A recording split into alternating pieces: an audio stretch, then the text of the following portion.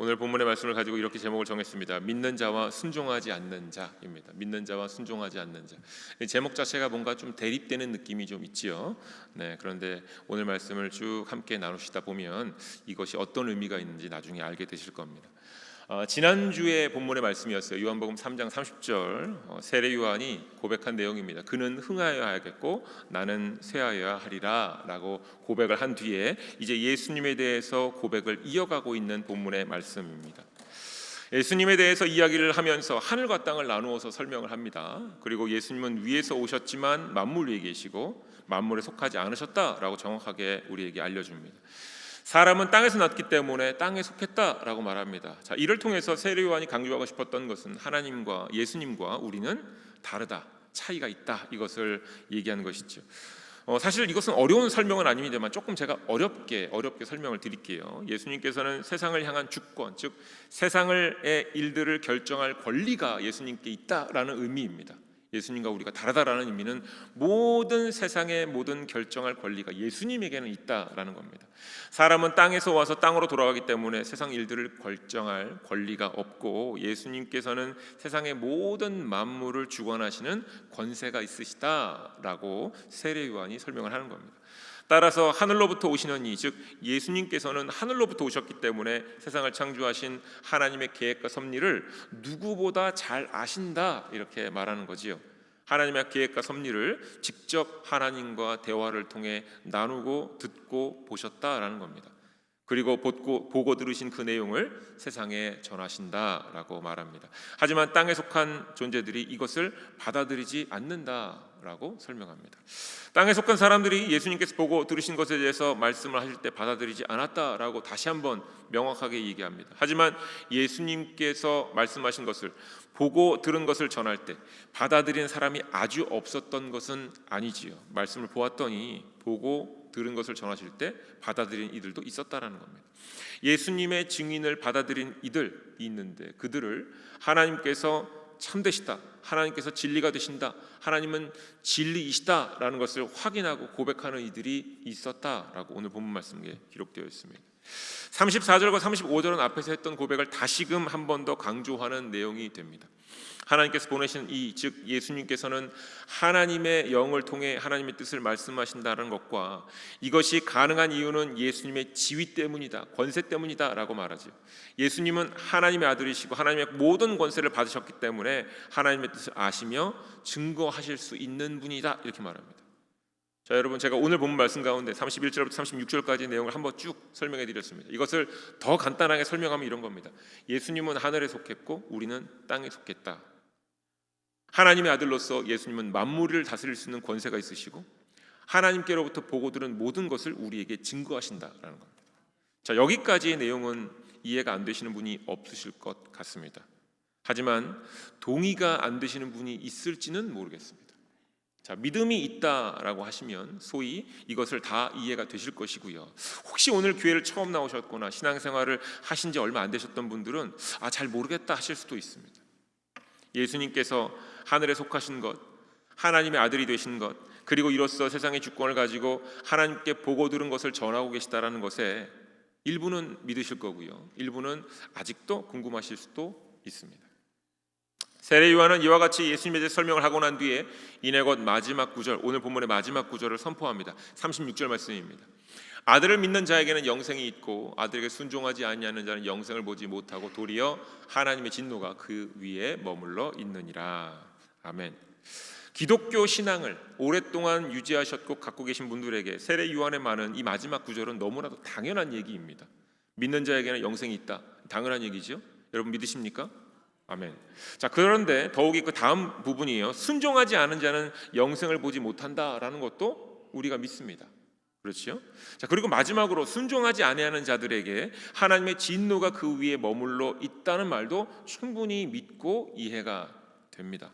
자, 그런데 이 말씀들을 가만 보다 보니까 조금 궁금한 부분이 좀 있어요. 어떤 것인가 하면 아들을 믿는 자에게 영생이 있다라고 설명한 뒤에 이제 이것에 반대되는 상황을 그 뒤에 붙이려면 아들을 믿지 않는 자에게는 영생이 없다, 이렇게 말하면 될 것 같은데 그렇게 표현하지 않았다라는 겁니다.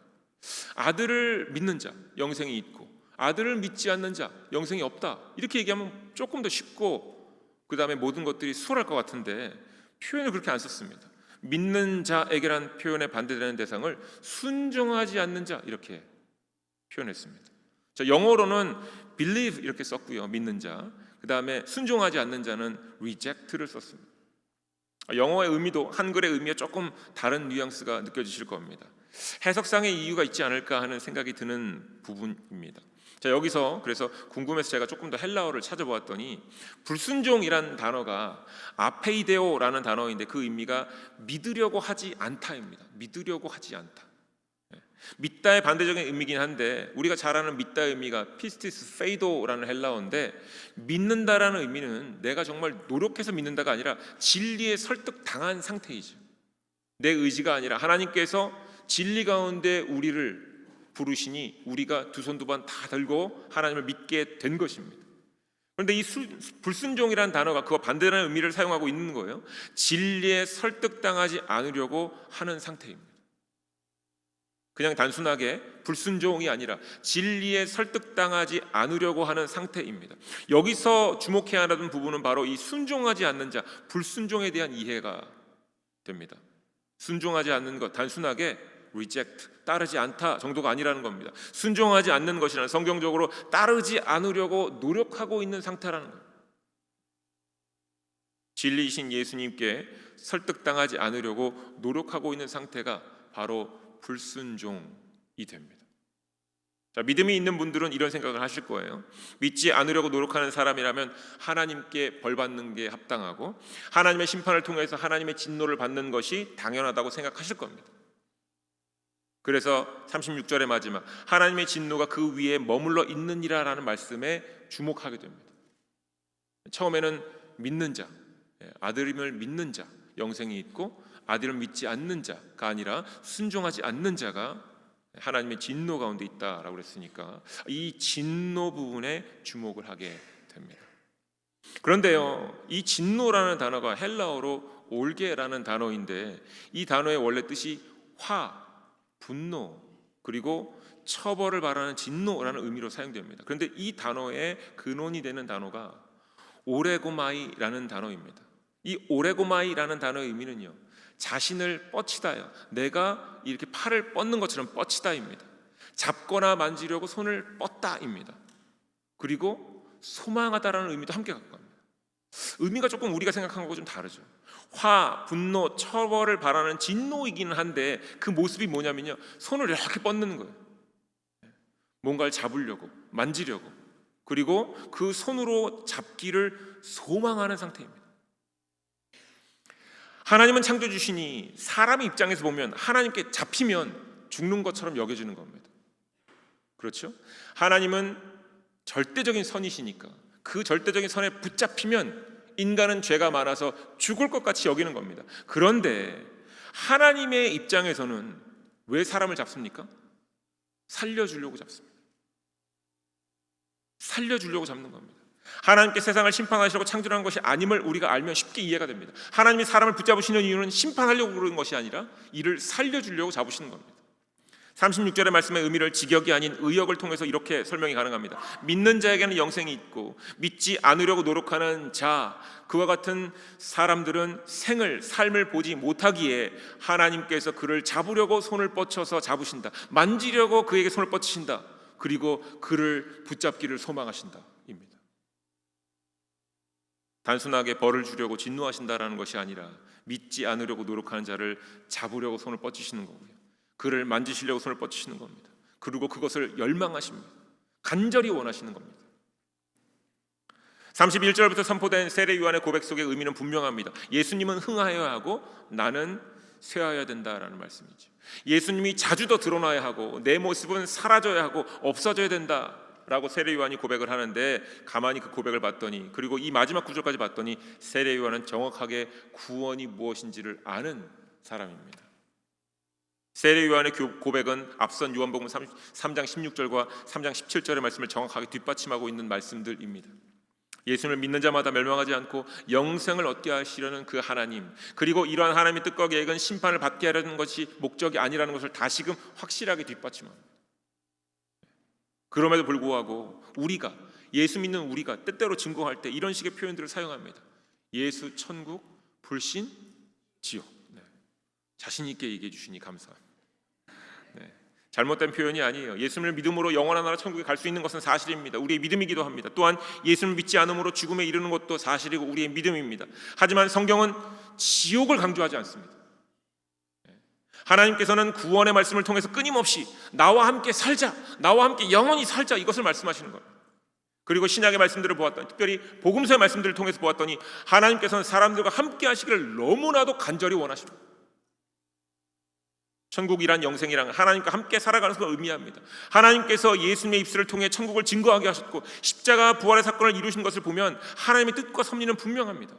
하나님은요, 우리와 함께 살기를 너무나도 바라시는 겁니다. 그런데 하나님과 함께 살려면 하나님이시자 하나님의 아들이신 예수님을 믿어야 하는 것이지요. 이것이 유일한 길이요 방법입니다.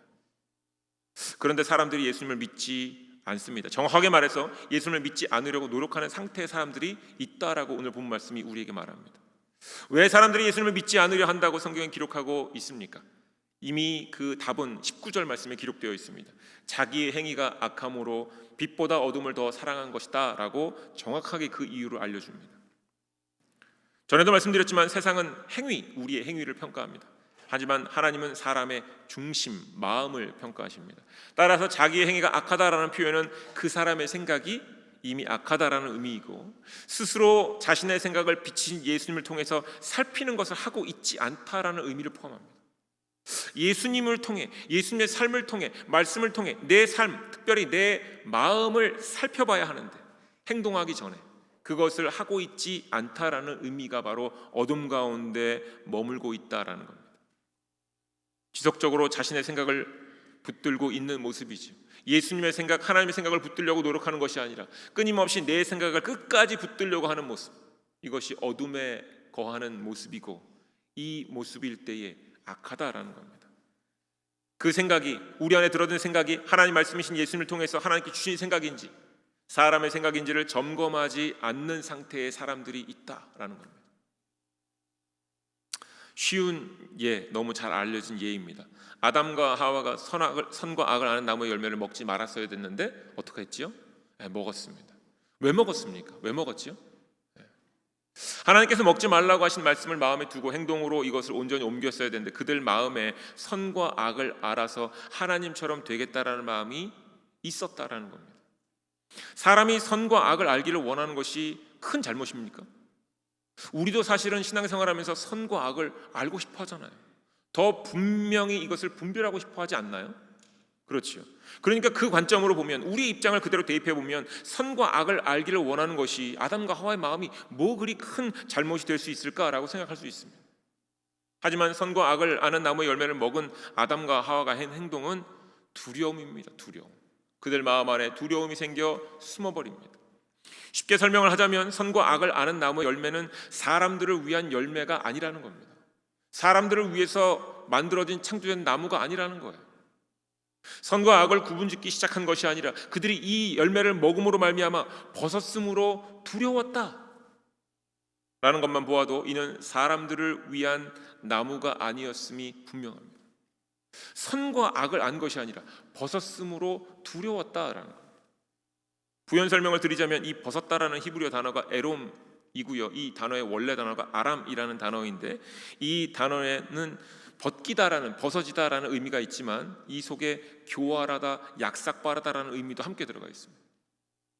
즉 선과 악을 아는 나무의 열매를 먹은 사람들이 깨달은 것은 선악과를 먹을 때 어떤 생각이 내 마음에 있었는지, 나에게 어떤 교활하고 약삭빠른 것이 있었는지 스스로 알게 된 겁니다.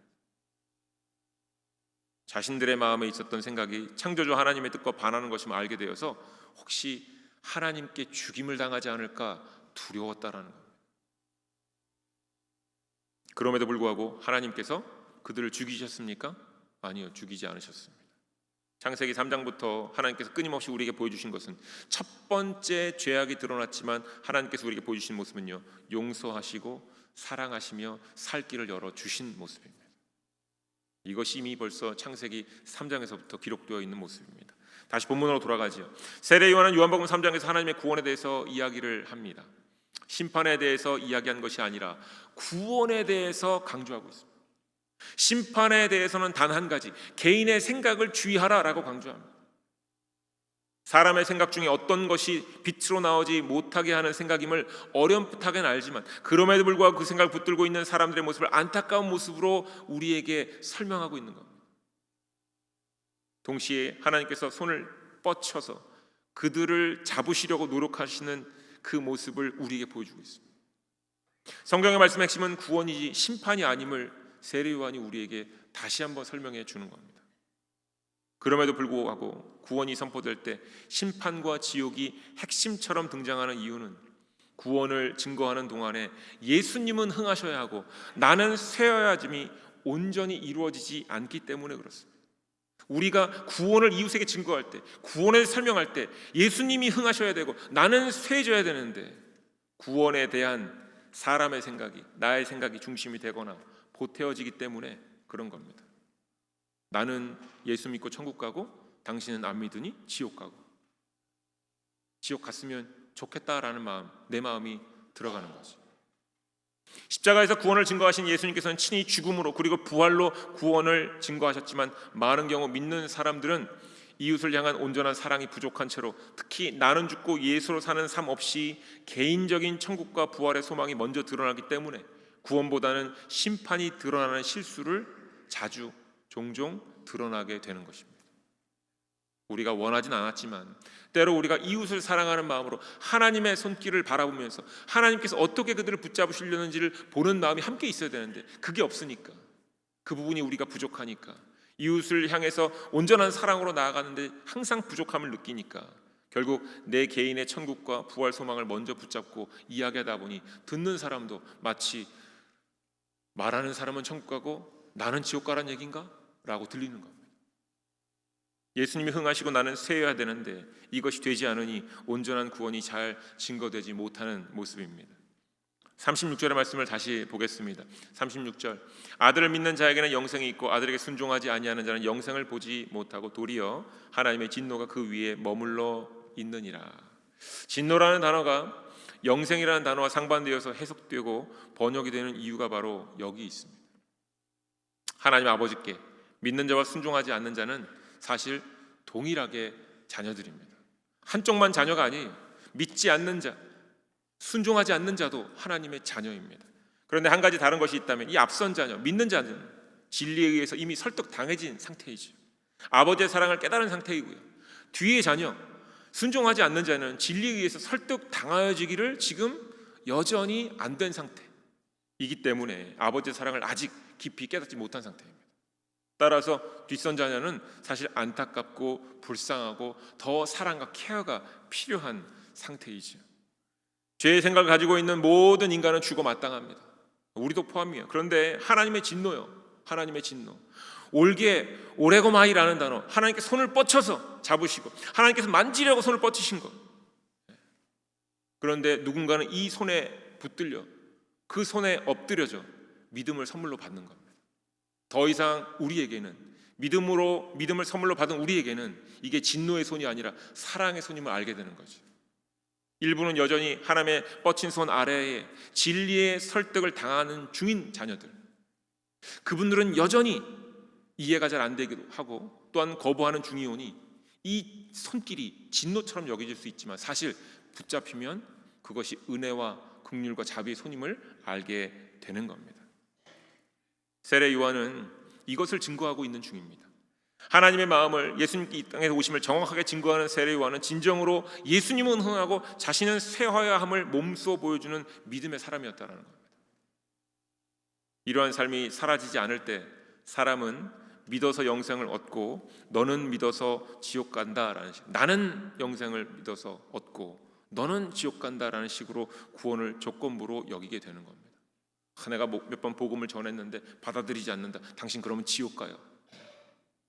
하나님께서 여전히 손을 뻗치고 계시기 때문에 그걸 함부로 누구도 얘기할 수 없는데 그렇게 되는 이유, 왜냐하면 예수님은 흥하고 나는 쇠해야 되는데 때로 내 믿음을 드러내다 보니까 상대방의 믿음 없음을 말하게 되는 것이지요. 사실 구원은 조건부가 아닙니다. 믿음은요, 하나님의 선물입니다. 우리가 잘해서 받은 것이 아니라 하나님께서 우리를 사랑하시기 때문에 그냥 주신 겁니다. 그런데 자꾸 예수님이 흥하시고 내가 세야 되는데 예수님이 흥하시는 걸 내가 방해할 때 종종 이 구원까지도 인과응보, 조건부로 이야기를 하고 전하게 된다라는 겁니다. 36절에서 믿는 자와 순종하지 않는 자를 대립된 조건으로 설명하면서 또 대립됨으로 사용되는 단어가 하나 있습니다. 한글 성경에는 특별히 차이가 없어요. 영생, 영생 이렇게 두 번 나와 있는데 첫 번째는 영생이고 두 번째는 생입니다. 믿는 자는 영생이고 그다음에 순종하지 않는 자는 인생을 모른다 이렇게 번역되어 있습니다.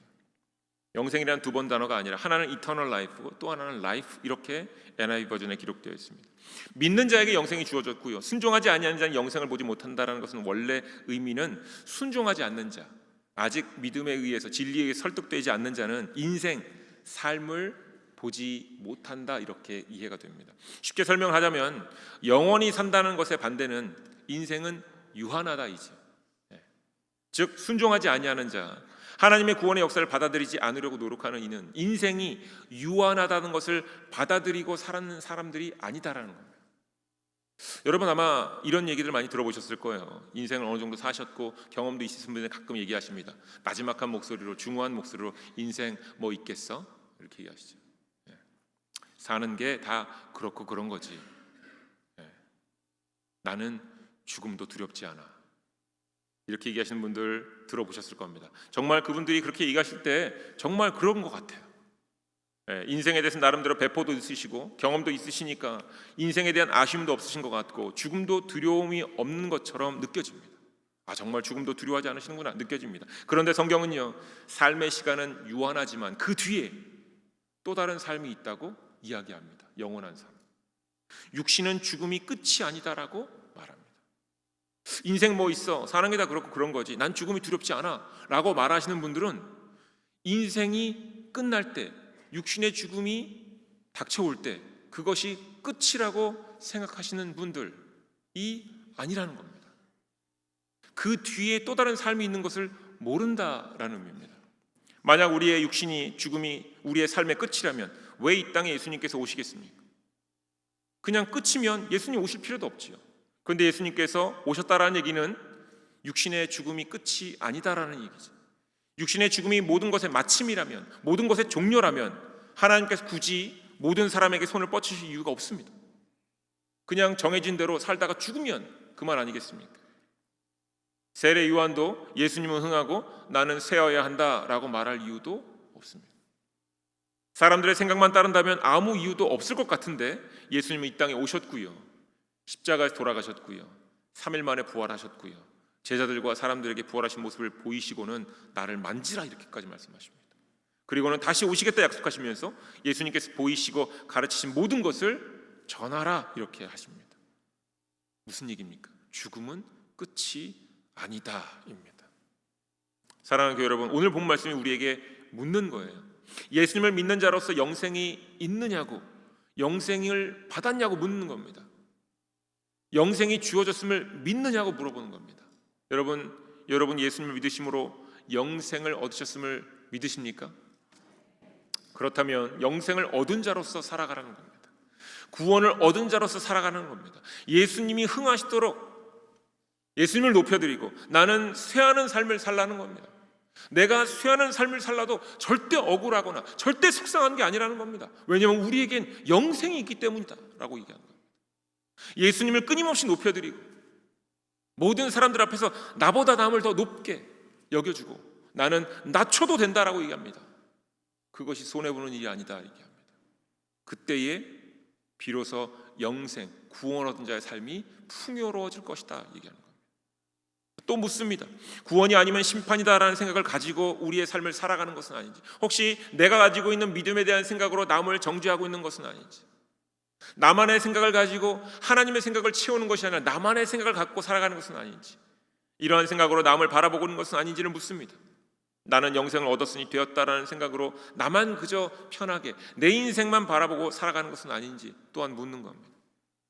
순종하지 아니하는 자들, 진리에 설득되어지지 않은 자들을 향해 아직도 손을 뻗치신 하나님의 마음을 헤아리는 것도 믿는 사람이 해야 할 사명임을 알라는 겁니다.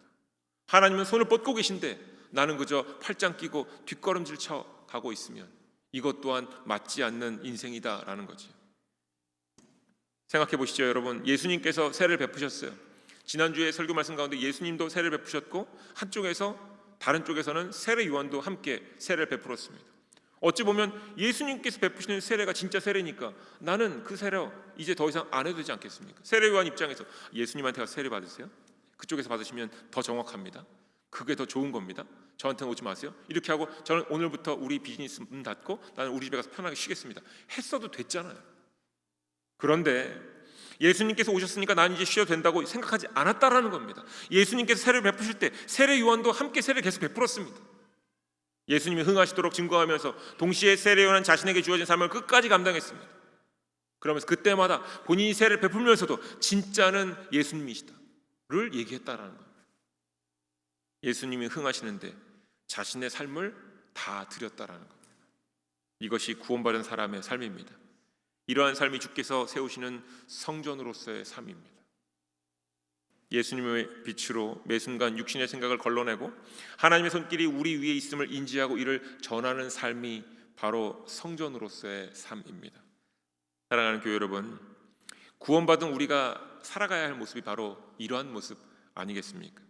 때로 우리는 부족하여서 넘어지기도 하고 실수도 하고 의도하진 않았지만 남들에게 상처를 줍니다만 우리 위에 이 뻗으신 손길, 주님의 손길이 항상 있음을 우리가 말씀을 통해서 확인했기에 믿는 자와 순종하지 않는 자 다 주의 백성이고 그 둘 위에 주님께 손을 얹으셨는데 한쪽은 그 손길을 조금 빨리 안 거고요, 다른 한쪽은 그 손길을 잘 아직도 모르고 있는 건데 둘 다 똑같습니다. 먼저 알았다면 그 옆에 있는 형제 자매들을 찾아가서 함께 그 손길을 알 수 있도록 도와줘야 하는 것 뿐만 아니라 우리가 그 주의 손길을 경험한 자들로서 어떻게 하면 더 세워드릴까, 격려해드릴까, 그 손길을 조금 더 주님과 함께 걸으실 수 있도록 해야 할까, 이런 고민들 해야 되지 않겠습니까? 우리 위에 뻗으시는 하나님의 손을 붙잡고 일어나서 다시 함께 주와 걸으면서 하나님의 사랑, 십자가의 구원, 영원한 생명을 증거하는 삶을 온전히 살아가시길 하나님께서 원하십니다. 사랑하는 교회 여러분, 오늘 말씀을 통해서 우리 안에 어떤 생각이 있는지를 다시 한번 돌아보시고, 그리고 정말로 예수님은 흥하고 나는 쇠하고 있는지, 그리고 하나님의 손길이 지금 어디로 향하고 있는지 돌아보시면서 우리도 그 손길이 임하는 곳을 향해 함께 기도하고 우리에게 맡겨진 일을 최선을 다할 때 우리가 모두가 다 주 안에서 온전함으로 거룩함으로 자라나게 될 줄 믿습니다. 기도하겠습니다.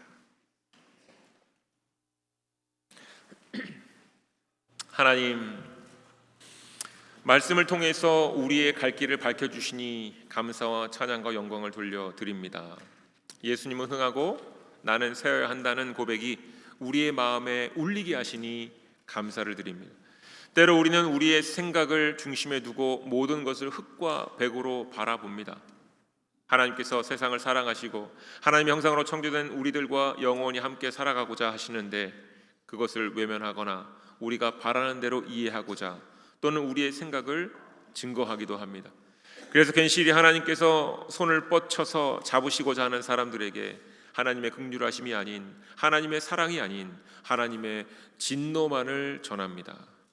하나님께서 미워하시는 것은 죄인데 우리가 미워하는 것이 하나님께서 미워하시는 것인 양 잘못 증거하기도 합니다. 하나님, 우리의 연약함을 고백하오니 우리를 불쌍히 여겨주시고 하나님의 사랑으로 채워 주시옵소서. 우리에게 하나님의 자비하심과 무한한 사랑을 다시금 알게 하시고 하나님의 사랑으로 말하고 행동하는 우리 모두가 되게 하여 주시옵소서. 심판이 아니라 구원을 이루기 위해 예수님께서 오신 것을 잊지 않으며 참된 구원만을 증거하는 우리 모두가 되게 하여 주시옵소서. 믿음이 있는 자녀들이나 순종하지 못하는 자녀들이나 모두 주의 백성임을 알고 사랑으로만 섬기게 하여 주시옵소서. 예수님의 이름으로 기도드립니다. 아멘. 다 같이 자리에서